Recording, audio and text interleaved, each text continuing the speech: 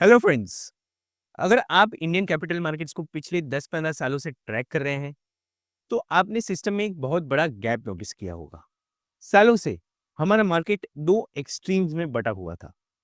एक तरफ था मास मार्केट, जहां म्यूचुअल फंड्स डोमिनेट करते हैं।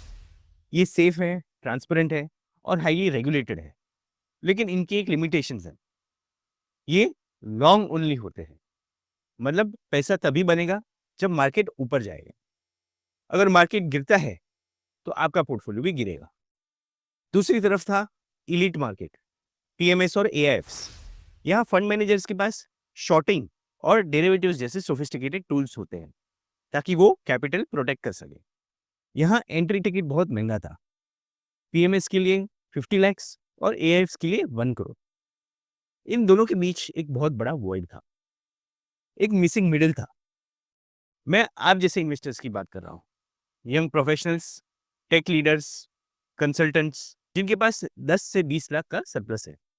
आप फाइनेंशियली सेवी है, आप रिस्क समझते हैं, लेकिन पीएमएस के ऑपरेशनल हेडेक और टैक्स इनएफिशिएंसी नहीं चाहते। सेबी ने इस इश्यू को समझा और फेब 25 में स्पेशलाइज्ड इन्वेस्टमेंट फंड यानी सिफ्स इसके लिए सर्कुलर इशू किया।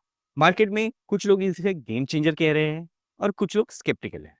आज की इस डीप डाइव में मैं आपके साथ सिफ्स के स्ट्रक्चर को डाइसेक्ट करूंगा। हम एनालाइज करेंगे कि क्या ये प्रोडक्ट एक्चुअली आपको हेज फंड जैसे रिटर्न्स दे सकता है, वो भी म्यूचुअल फंड जैसी सेफ्टी के साथ।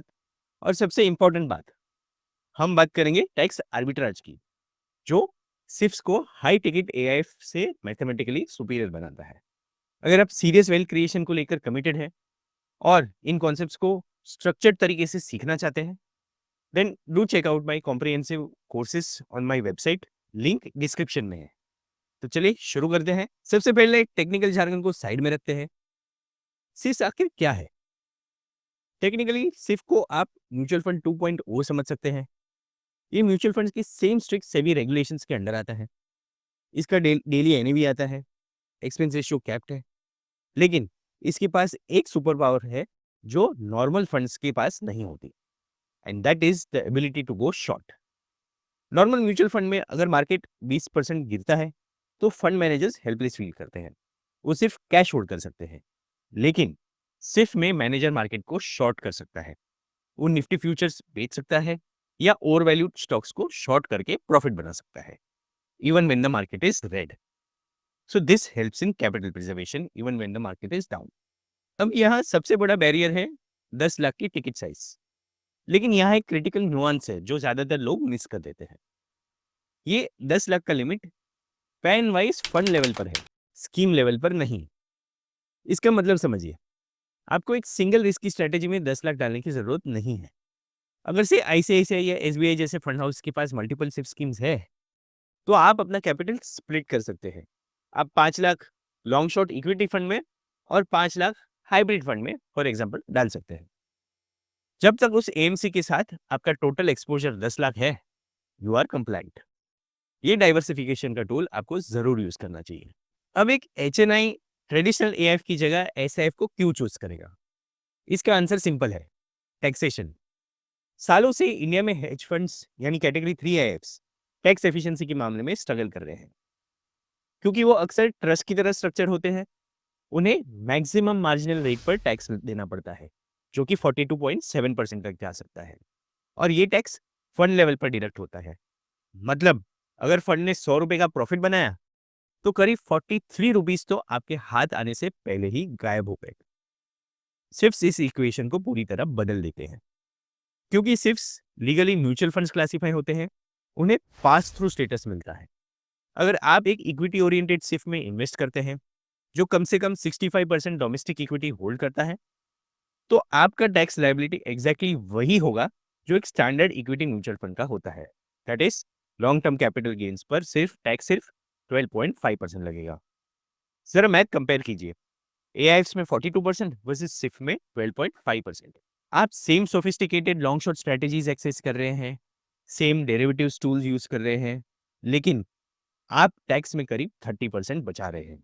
10-20 साल के कंपाउंडिंग पीरियड में ये डिफरेंस आपकी वेल्थ को मैसिव इंपैक्ट करेगा। तो आज आपके पोर्टफोलियो में सिर्फ कहाँ फिट होता है? मार्केट कॉन्टेक्स्ट देखते हैं। February 26 चल रहा है, निफ्टी 50 का पी रेशियो करीब 22.5 के आसपास होल्ड कर रहा है। लार्ज कैप सस्ते नहीं है। इस एनवायरनमेंट में दो स्पेसिफिक स्ट्रेटेजीज का भी सेंस बना रही है। Strategy number 1, the x top 100 blue. इस स्ट्रेटेजी की थीसिस ये है कि असली वैल्यू टॉप 100 स्टॉक्स के बाहर है, यानी मिड और स्मॉल कैप्स में। लेकिन हम सब जानते हैं कि स्मॉल कैप्स वॉलेटाइल होते हैं। अगर मार्केट क्रैश हुआ तो सबसे पहले यही गिरते हैं। ऐसे में ये सिर्फ स्ट्रेटेजी ग्रोथ के लिए स्मॉल कैप स्टॉक्स खरीदता है, लेकिन साथ ही रिस्क को हेज करने के लिए निफ्टी फ्यूचर्स को शॉर्ट करता है। गोल क्या है? स्मॉल कैप्स के रिटर्न्स चाहिए, लेकिन लार्ज कैप्स की स्टेबिलिटी के साथ।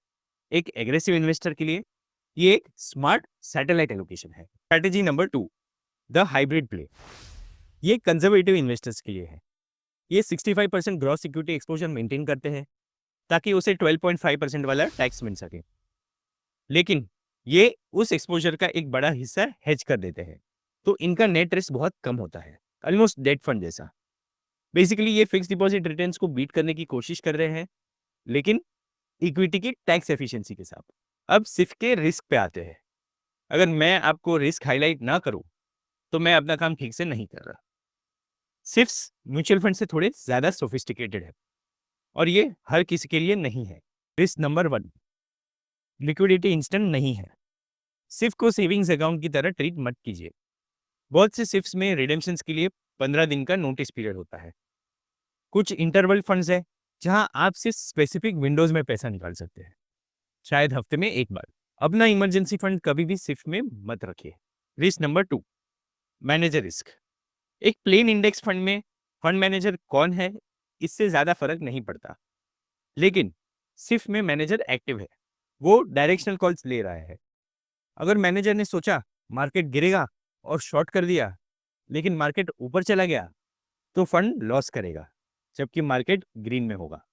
आप यहाँ सिर्फ मार्केट पर बेट नहीं कर रहे हैं, आप मैनेजर की स्किल पर भी बेट कर रहे हैं। तो फाइनल वर्डिक्ट क्या है? क्या आपको इन्वेस्टिंग की इस बिजनेस क्लास में अपग्रेड होना चाहिए? चेक साइन करने से पहले ये 3 बॉक्सेस टिक कीजिए। Number 1, the surplus rule. क्या आपके पास 10 लाख का सरप्लस है जो आपको अगले 3 से 5 साल के लिए बिल्कुल नहीं चाहिए? मिनिमम लिमिट मीट करने के लिए अपने फाइनेंसेस को स्ट्रेच मत कीजिए। Number 2, the tax bracket. क्या आप 30% टैक्स स्लैब में आते हैं? टैक्स आर्बिट्राज का बेनिफिट हाई इनकम अर्नर्स के लिए सबसे पावरफुल है। Number 3, the core foundation. क्या आपका कोर पोर्टफोलियो, आपके फ्लेक्सी कैप्स और इंडेक्स फंड्स ऑलरेडी सेट है? सिर्फ एक सैटेलाइट प्रोडक्ट है। ये आपकी टोटल नेटवर्क का 15-20% से ज्यादा नहीं होना चाहिए।